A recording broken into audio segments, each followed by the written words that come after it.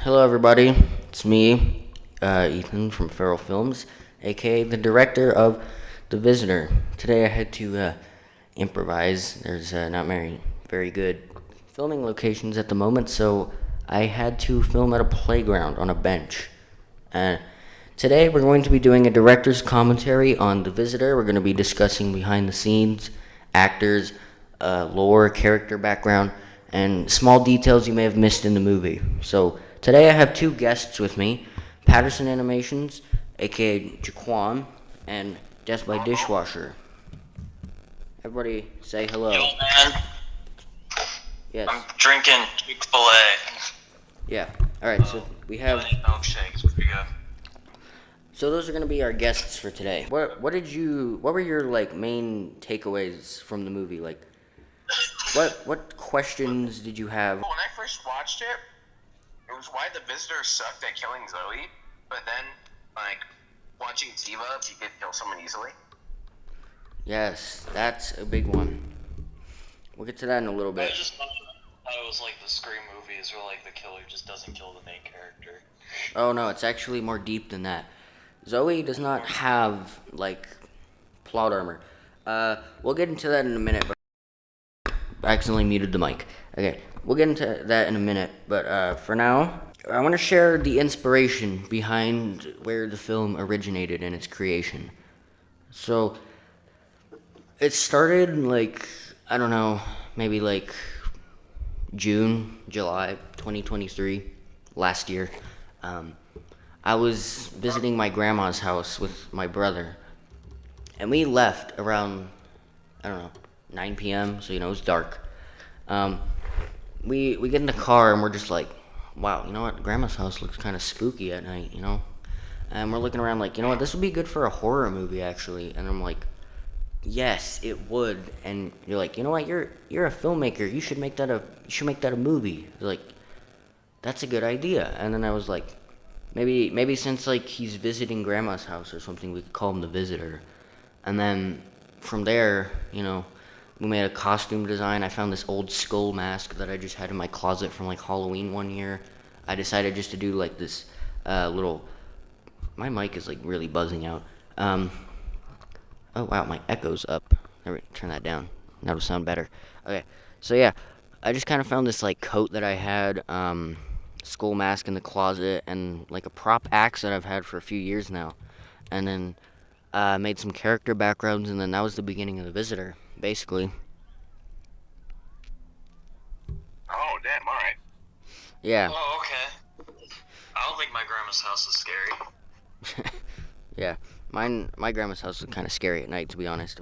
So, any questions about that? Like, I don't know. You had anything like to say about that? Did you get, well, because I noticed that you said your grandma's house looks scary at night, but the only time they go to your grandma's house in the movie at all is during the day. And it was more focused of her at your house and running around the neighborhood in the park. Yeah. So basically, what would happen with that is like I visit my grandma's house like once a month at most. Like we usually only visit on special holidays. So it was very difficult trying to get a filming location there, and like at night even more. That was like even more difficult. And like this was like one of my first films starting out, so it was pretty hard. So I just decided instead we were just gonna do it at my house and this park. Actually, I'm at the park where the movie was filmed right now. Alright. Yeah, I have a question. yeah. What's I up? have a question. Did you like trash your house for the film? Yes, yes. People complained about that a lot. I don't have a messy house. We trashed it like a lot because um I'll get more into the character background later and it'll kind of make sense. But basically, Zoe's an orphan, basically. So, naturally, a little girl living alone, the house is going to get pretty messy. So I decided to make it messy What? for realism. I didn't make it messy on purpose. Like, it wasn't like that How before. old is Zoe? In the film, she's about 8 or 9-ish. I didn't really consider, like, a specific age. But, I mean, like, I guess if you wanted a specific, she's 8. Something like that. Why isn't she in the orphanage? The Yeah, why is orphanage? she Does she afford her own house? Well, Yeah, okay, so probably. the house was already like paid off, I guess, kind of. her grandma kind of was like paying stuff for like bills and stuff, and like the house itself had already been like paid off, but like her grandma was like paying electric bills and stuff. But minor Maybe was spoilers. living in that phone. Hang on. So minor spoilers for anyone who hasn't seen the movie. Uh, at the end, her grandma like dies from the visitor, so that's when it spirals into chaos and like she goes homeless.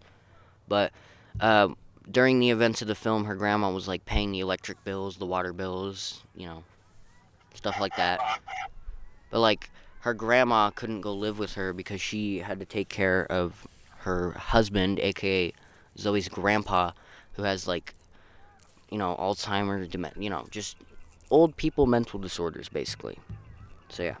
Wow. Where was? All right. I don't want to go too deep into questions, but all right. So what? Zoe's just living in this house alone. Yeah, basically, she's just kind of living alone. I can get it, like, where's her mom and dad in like a little bit. But I think I we just can wanna, say that they're dead. yeah, basically. So I just wanna continue. I just wanna provide like a concise overview of the main themes. It was your first, like, in a way, good film. I remember Yeah, the one. it wasn't the best, They but it were. was all right. I think we just kind of went along with it. I Like didn't even the make a more one. script. I'm gonna be honest. It was just kind Yeah. of an idea in my head. It wasn't. I didn't even have a script, which is Yeah. not good. Um, Well, but if I had to guess like a main theme of the movie, I'd probably guess like loneliness, survival, isolation, redemption. Something like that. Um, definitely. yeah, probably redemption. Honestly, like redemption's probably like a big theme in the film. Um, so. Anyways, next. Yeah, you guys probably bored of the main theme. Like, bro, we don't care. I know you don't care. I just wanted to explore that for the story geeks who like that stuff. They like to know that stuff. But and let's dive into the pre-production. How about that? You guys want to talk about the pre-production of the film? Yeah, sure. I wasn't really there, but I know, that's why we're talking about it, because you guys weren't there. Yep. So, Oh yeah. so the process started off by, wait, were you gonna say something? Yeah. Sorry. With TiVo and all that, just a quick question. It's not directly focused on the main visitor movie, but like on the franchise and the universe itself. What's gonna happen moving forward with the universe? Like any more movies, TV shows? I Yeah, gotta be in it. actually, maybe, I don't know, there's kind of some border issues there, but, to say the least, but, distance issues. But to answer your question, Jaquan, I do actually have a spin-off planned for later in the year. It might come out early 2025, but it's going to start filming in December of this year. It's called The Alright. Visitor 887, and it's going to be exploring multiple things surrounding the main character, who I don't want to reveal too much about yet, but it'll be exploring the strange number 887. I don't know if you guys remember in the film. On Zoe's notebook, there was just a number that said 887 on it. It also appeared a few times throughout TVOV. If you could catch it, it was pretty hard to find. So it's going to be exploring defeating the visitor, like the main character is going to try to figure out if it's even possible to defeat the visitor, and if it is, he's going to try to, discovering what does 887 mean, you know. So anyways, diving into pre-production, it started off, we got the idea at our grandma's house. We had, when I got home, I was like, you know what, I need some characters. Got like, the visitor. I just kind of started going, like I didn't plan it out or anything. I just kind of went with it. And then later came a scene with a news reporter that actually was played by Jaquan himself. He was on the TV. And he played the news reporter that was like talking about like, hey, this visitor guy's running rampant, killing people, and the police aren't able to find him. And they're not sure about what he's doing because he's knocking down walls, which they thought he had like access to construction tools. No, he just has superhuman strength, one of his abilities. And you're like, so he can't kill a little girl and he has super strength? But we'll get into that. I mean, like, he got a hold of her multiple times.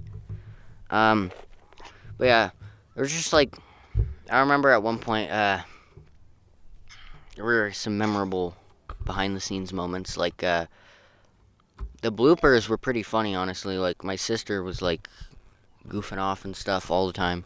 I got really mad at her, like really mad, but like looking back, it was actually kind of funny. You know, she was just goofing off and being silly. Yeah. Like, she did some wacky stuff. It was pretty funny. I'll try to find them if I can. So, I was anyways, just about to say. now we're gonna get into everyone's favorite part: character development. So, I'm gonna be exploring character backstories, lore, character arcs, the development of the film's characters, their relationships, the motivations, everything. I'm gonna offer like insights into the process, like directing the actors and trying to bring the characters to life. So, Yeah. you know what? I'll let you two decide what character should I start with for the backstory. I could start. I could Is start Zoe with. the main one? Wait. Let me give you guys some options. I can do any of the 5 TVUV actors, the Visitor, Zoe, or Zoe's grandma. Honestly, start with the main character, which is Zoe. Yeah. I mean, Zoe. You guys want to start with Zoe? Oh yeah. Yeah, just start. Yeah. Alright, well, her backstory is kind of uninteresting, almost. She just kind of grew up as, like, a regular little girl, like a average income family in a suburban neighborhood, until, one day her father had to do something. I'll get to that in a minute. Father had to do something. She was left home alone, fighting the Visitor, and, her grandma was paying her bills and stuff, not even knowing what was happening until she came over to her grandma's house, and her grandma sacrificed her life to save Zoe. But, actually, Zoe's grandma actually had some very interesting lore. Like, very interesting. But, alright, yeah, that one was kind of boring, I know. So, what character next? Dude, this guy has interesting lore. Do the grandma. Interesting. The grandma? Okay, so, starts around the 60s, she's born. The show actually takes place, like, a lot earlier than, like, obviously my grandma isn't actually this old, but, like, in the film, she plays, like, an 80-year-old, like, she was born in, like, the 50s, so, she plays an 80-year-old in the movies, even though she's not actually 80 in real life. So then Zoe's grandma, basically, so the Visitor's been around for, like, a long, long time. He was, like, an adult in the 50s, and Zoe's grandma was, like, just born, like, a little kid. One day, Oh damn.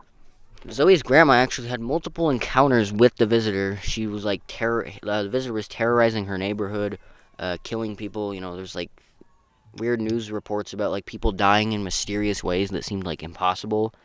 And one day, Zoe's grandma actually had, like, an encounter with the Visitor. Almost died, but, like, she made it out because she was just cool, And then she actually crafted a weapon using the same kind of, like, magic that gives the Visitor... magic, I mean, it's kind of overused. It's not exactly magic. It is magic at the core, but basically she used kind of, like, magic to construct, like, this weapon to, like... It couldn't kill the Visitor because, as revealed in the first film, he can only die to his own axe. So it couldn't kill the Visitor, but it was able to, like, repel him, and, like, he was, like, kept, like, repelled. He didn't kill people for, like, 50 whole years until, like, Zoe's grandma got old, and he was like, alright, now's my opportunity to strike. I can go back out again, because Zoe's grandma's getting old. Or, that, he didn't know it was Zoe's grandma at the time. And then, he just, yeah, so basically that's, the grandma got old, and the Visitor was able to go back out. And yeah, that's basically the grandma's backstory. I think now... Yeah, she's not gonna lie. When, Zoe mentioned the Visitor to her grandmother seemed really like, what's the word? Like, yeah, she was like, he's I back. had an idea of what she was talking about. Yeah, she said he's back. Like, she knew, like, who the Visitor was. She was like, she was like, Grandma, there's some guy chasing me. And it was like, well, who's chasing you? And it was like, he's got, like, a coat and a skull like mask and an axe, and then her grandma's just like, "Oh, I know who that is. I know who he's back. He's back That's for crazy. blood." You know. Next, I think I'm gonna go probably into the visitor's backstory. He's actually got a pretty interesting backstory. So, it starts in like the 50s. You know, Zoe's grandma was just born. He's got a daughter and a wife. Um, his neighbor, basically, Jaquan's heard this story like a million times. So he probably could go along with it, honestly, if he wanted to. So basically, the visitor has he has a wife, he has a daughter. The wife and the daughter get killed like mysteriously in a car accident. Like they don't like it just seemed like an accident at first, until the visitor figures out that his neighbor caused the car crash, and like he gets mad at him, but like he doesn't do anything because like it was an accident. Nothing you can really do about it. Until one day, I mean, you guys are gonna have to wait for the visitor's backstory spin-off to figure out how he figured it out. But all I'm gonna say for now, he figured out his neighbor staged the car accident to kill his wife and daughter, like on purpose, like it was intentional. So, as any father naturally would, he got extremely angry, went over to the neighbor, and killed him with an axe, like just chopped off his limbs and like cut him up into bits, basically. And uh, but that day, he noticed he got a strange satisfaction from killing. It wasn't even the fact that like he was avenging his family. It just he liked that he was killing people. It was just like, whoa. You know, I don't know. So he goes on. He decides like I'm gonna try that again. It's like when you try drugs. You're like, whoa, these are kind of nice. You want to try it again. So he does the same thing with killing. He gets addicted to killing people, and he just kills so many people, and like their souls kind of. I mean, I don't want to reveal this part too much. It's less corny and like cliche than it sounds at first, but essentially, if I had to summarize it, basically their souls kind of turned into the magic that gave him his powers. So now he's just going around killing people, and each victim that he claims, he gets stronger, he gets smarter, until eventually it's like the year 2000. He's already got like an IQ of like 300, and he's like strong enough to like flick down a brick wall or something. You know, like his full strength. Like he limits his strength. Like when he's killing people, he doesn't even have to use his full strength. Like with maybe like half of his strength, he could like punch down like I don't know, like a titanium wall. Like he's really strong. Like his powers just get like insanely strong. So, anyways, then later, he claims all the TVUV victims. He then he follows Zoe around. Like he follows her because he's like so like, and this actually brings me to the part like, why didn't Zoe die? Like if Zoe's just this little girl, why did the visitor struggle to kill her so much? And that's because the visitor saw Zoe and he thought of his daughter. Like he couldn't kill her. Like he Zoe reminded him of his daughter too much. So instead, he followed her around and just kind of like, he's crazy. So like he kidnapped Zoe. Like if you see it like in the movie, he like hits her on the head with the end of his axe and traps her under a log, and then she has to escape. He kidnapped her because he wanted to take care of her and like he didn't like he was having like attachment issues with Zoe because she reminded him of his daughter basically. So like he couldn't bring himself to harm her in any way basically. So does that make sense?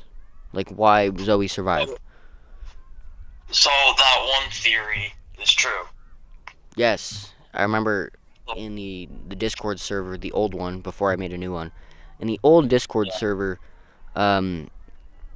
someone said like I think the visitor didn't kill Zoe because she reminds him of a dead relative or something. Like that's basically what it is. Whoever said that was right. Like it is that he has like just dead relatives basically. And then the reason her dad was gone is because he had to go. So this, like, the events of the Visitor kind of take place like during like 2010 ish, or like, like the Iraqi wars and stuff like that. So her, To Iraq yeah. So her father was actually in the during the military. IED explosion. So her father was actually like in the military. She had to like he had to go out to war, and like he was in a tough situation. Like, he's got his daughter. Like, how's she gonna take care of himself? Like, hey mom, can you watch Zoe? Like, you're talking to Zoe's grandma, and she's like, I gotta stay here with grandpa. Like, he's getting old. I gotta take care of him. I can pay the bills and like pay her like occasional visits and stuff, but like that's about it. And then he's like, well, I guess that's what I gotta settle with. I mean, like, he doesn't have a choice, or he's gonna go to jail. Uh, he's gonna be separated from Zoe either way. So he decides just to go to the war because it doesn't end up being as long as he thought, obviously. Or it ends up being longer than he thought. Like, he thought it was gonna be like just a few years, and then like the Iraqi wars ended up being like much longer. Uh, so yeah, Because that's basically how all the character lore kind of ties in. It'll be explained in further detail when I release new spin-offs, so that kind of makes sense. Or like, do you guys have any questions? No. I don't have any questions, man. But, Good. I got a hair appointment in like 2 minutes. Hmm. I have to go to my hair appointment in like 2 minutes. I think I told you this before, but I thought about making a Visitor fan film on Oh my yeah. channel. Yeah, you can go ahead and do with that. I can lend you like the supplies and stuff if you want. That's cool. Yeah, in a way I had my own view of him. Like, when I drew him, I wanted like the Visitor in my short film to, like, he's still gonna have skull mask, axe, and everything. Like, I don't know, he'll like have a dirty brown coat, some leather gloves. His mask will be all dirty. He'll be far more aggressive. Yeah. Yeah. Well, I guess I just need Mr. Death by Dishwasher here. But yeah, thanks for stopping by and joining the interview for a bit. If you want, just like watch the video later to catch up on everything else. So yeah. Yeah, thanks for joining in. See you around. Yeah. I don't see you. Say, man. Yeah, see ya. Yeah. Alright. So, now that you're here, it's just you and me. Yeah. Whoa. Alright. So now that I've done the character development and like the lore, basically the known timeline so far is basically the Visitor gets born, his family gets killed, Zoe's grandma is born, sends Visitor off into the darkness. He gets his he just goes hiding in the woods. He was into hiding for a long time. He goes hiding into Cottonwood Creek, which you see in the movie. Like, you see a big sign that says, like, in TiVo, you see, episode 2 begins off with a sign that says Cottonwood Creek. That's where the Visitor was hiding for, like, years, and that's why most of his victims are, like, actually at that, like, if you watch the series, a lot of the, like, even most of, like, the Visitor main film actually takes place there, like, at the creek. Like, a lot of it takes place there. So, then,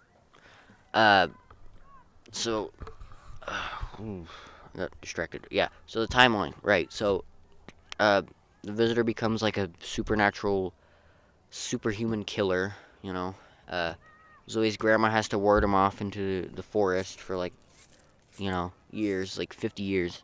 He comes back, kills a bunch of people, gets even stronger, he gets more powers. So then, Zoe's dad goes off to the war.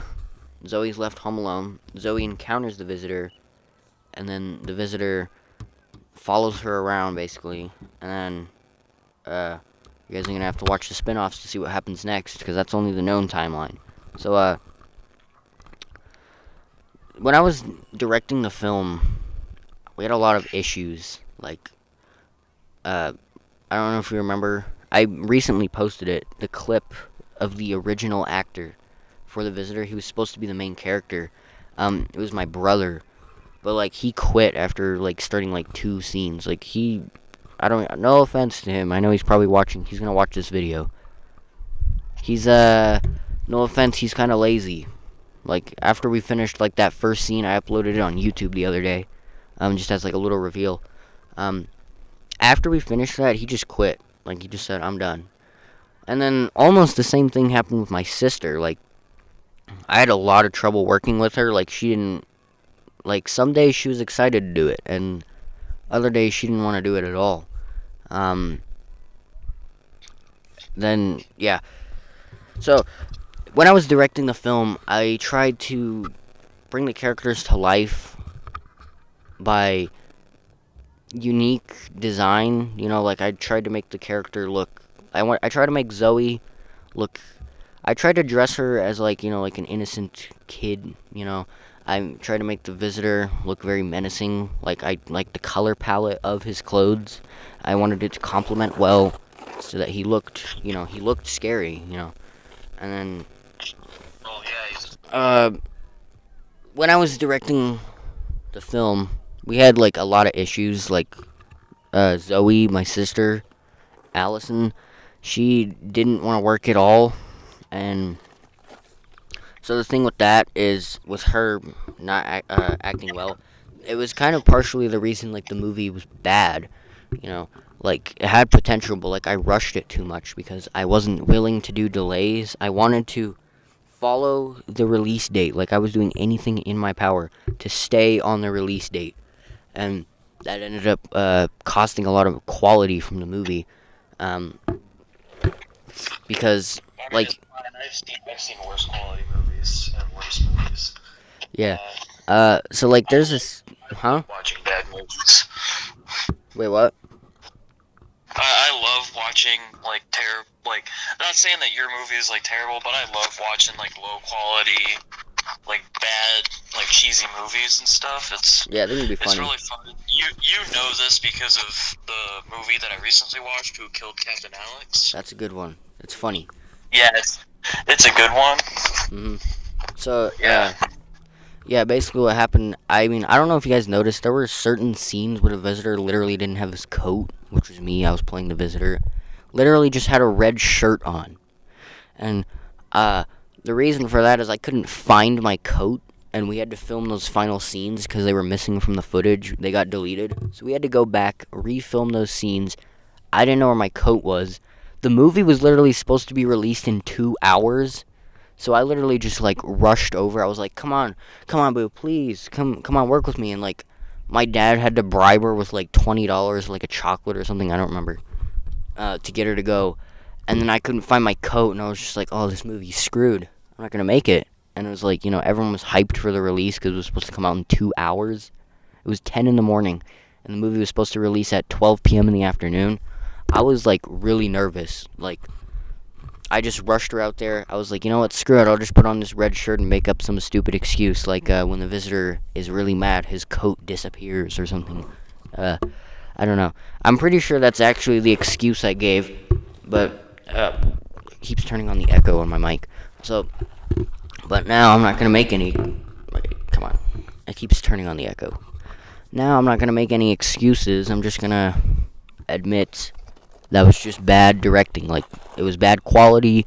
I didn't plan it out. I wasn't willing to do delays. That was the problem. It wasn't some plot reason why he didn't have a shirt or coat and why he was just in a red shirt. It was just bad quality. That was about it. Well, here's the thing. Are you going to at all remake it? Redo it? Yeah, I actually held a poll on the channel. I was like, do you guys want to see like a remaster or remake or, reboot of the Visitor film? I got one vote that said no, but the others were yes, so obviously yes won. So I guess I can't do it this year. I'm a little too busy, but I do intend on making like a remake. It'll probably follow like the exact same storyline and like the same dialogue, but like it'll just be higher quality, and like it'll be scripted and stuff, and. So there were a few challenges when we were doing editing. Like I said, like when we finished up the movie,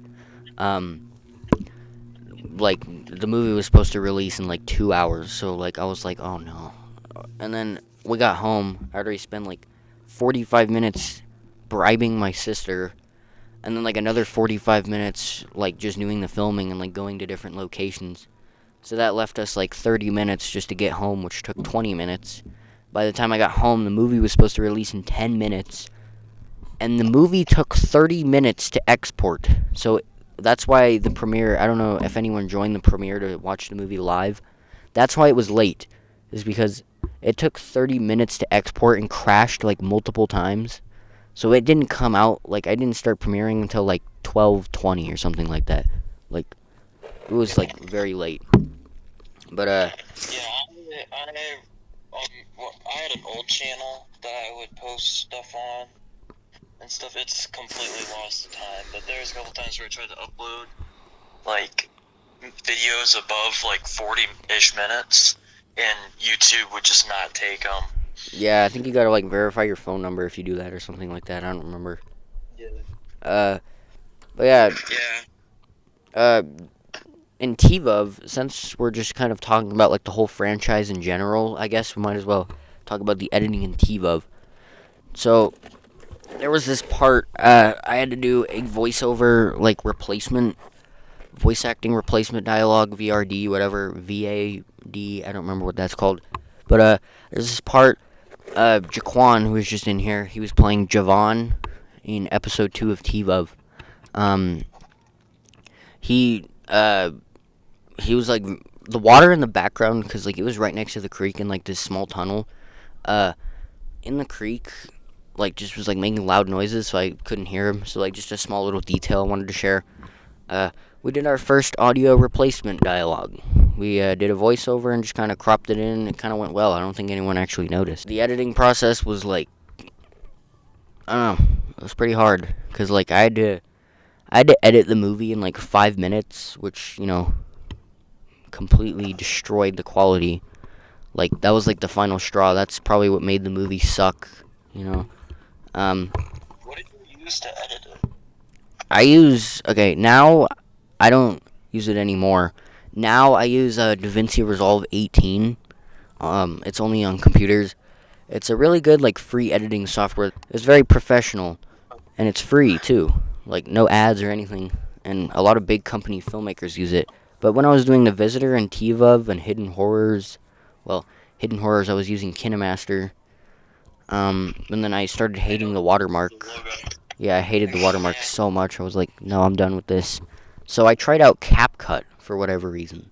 Even though it's supposed to be like for edits and stuff, I'm pretty sure, right? I mean, I'm pretty sure that's why they made it. So it's editing. It's still an editing software that you can use. yeah, I use it. I didn't want to use it anymore because like a lot of the features, like I checked it out the other day. A lot of the features are like becoming pro, and like it's becoming very expensive to use. Like you can't hardly use anything anymore because like they're making everything pro now. You gotta like get the subscription to use it. I saw an image. It was like this fade in transition for text, and it was labeled as pro. Like what? Why? It's fade in. Like so yeah. I got a computer for my birthday, and I was able to move to a computer and get DaVinci Resolve 18, which I highly recommend for any aspiring filmmakers who have a computer. It's very good. It is. I still need to get a computer. Yeah. It is a bit of. I have one. It's just not my computer. Yeah. I mean, using DaVinci Resolve is like a bit of a learning curve, because like, you know, it's getting into like advanced stuff, but I learned it pretty quickly. It's actually not that complicated. I learned it in about 30 minutes. Can you use it on Google Chrome? Google Chrome? I mean, I downloaded it from Google Chrome, if that's what you're asking. I do see this. If you're for Chromebooks, it says the hardware configurations might not meet the requirements for running DaVinci Resolve efficiently. I don't know much about Chrome. I don't really have any knowledge of Chromebooks, but I hear they're like not the best. Chromebooks are fucking shit if you're trying to do That was editing, unexpected. gaming, or all of that. Yeah. Anyways, just to kind of wrap up, I guess, do you have any, like, questions about the Visitor franchise? Like, whether it's, like, anything. Like, it doesn't have to be just the Visitor. Like, it could be TVOV, upcoming movies. the Visitor 887, which has just been announced. Like, keeps turning on that echo effect. But yeah, do you have like any questions at all? Like, its production, the filmmaking process, just the movie itself, the lore. You know. I've watched like the original Visitor movie, but I have not watched the Untold Victims series. I'll have to watch that soon. Yeah, alright, yeah. Probably watch that later today. But Yeah. yeah, honestly, so I don't really have that much questions. As, Yeah, that makes sense. You know, I'm a busy man myself. Yeah. So, Well, hey, for the viewers, I encourage you to leave any questions in the comment section. I mean, like, my comments are usually pretty empty, actually, especially on these commentaries, which is, you know, not fun. It's like people only watch the movie stuff, which they're missing out if they don't watch this video, honestly. Like, they're missing out on good lore and stuff. Yeah, if you are aspiring to become, this is gonna be sad to say, but if you're aspiring to become like Matt Pat, then yeah, watch this stuff. It's so sad that he left. Yeah. Yeah, I don't know. It's just kind of, like, I'm not hating on any of my viewers or anything, but, like, it does get kind of annoying that, like, they don't watch my commentaries and stuff. Ooh, a bee. Like, they just watch the movies, like, and furthermore, a lot of them don't even pay attention to the lore very much. Like, guys, come on. I get it, my first film sucked, but, like, they did have lore to them. Like, there was, like, deeper lore and stuff. Like, my newer films are actually going to be pretty good, because I'm going to be putting full effort into them. Like, my newest movie is going to have a budget of, like, $1,500. I'm actually starting dog walking to fund that. And I appreciate donations. Yeah. Right? But yeah. Yeah, I'm on that movie. Hooray! I won't be shown though. Yeah, you're gonna be a phone caller for like the mafia. Yeah. But yeah. Yeah, phone call. But yeah, I guess that wraps this up. Nothing much else to talk about. Thank you, viewers, for watching. I want to thank you for watching this director's commentary. I'd like to express my gratitude for your support. Huh? Yeah, if you made it this far in the video, comment down Farrell Films is cool or something like that. Just comment anything. Yeah, do that. Yeah, it helps me out. So yeah, and also I'm going to put up the channel links right here, the channel names, and I'm also going to have the links in the description. Go subscribe to Patterson Animations and Death by Dishwasher. Death by Dishwasher, he's doing gaming streams and stuff like that. Patterson Animations is doing what I do, basically just movies. But yeah, I encourage you guys to rewatch The Visitor with like this new insight. Now that you guys have more insightful details and stuff like that, I encourage you guys to go rewatch them and, you know, see what you missed. Now, maybe now that you know this new lore and stuff, it might open the door to noticing some new details that you may not have noticed the first time around. I remember. Okay, honestly, when you said director's commentary, I thought you were gonna stream the movie. And we're just gonna like rewatch it and then just talk about it. I might actually do that in the future. I don't know. Tell me in the comments if you guys want that. But yeah, thanks again for joining in, everybody, and hopefully I can do more of these directors' commentaries in the future. I mean, I might just do some by myself. I'll have more with like guests and stuff like that. But thank you to everyone who joined. Thank you, Patterson Animations, for joining, and thank you for joining the stream as well as a guest. To the users watching this, the world's better with you in it. Indeed. That's a good message. But yeah. Goodbye, everybody.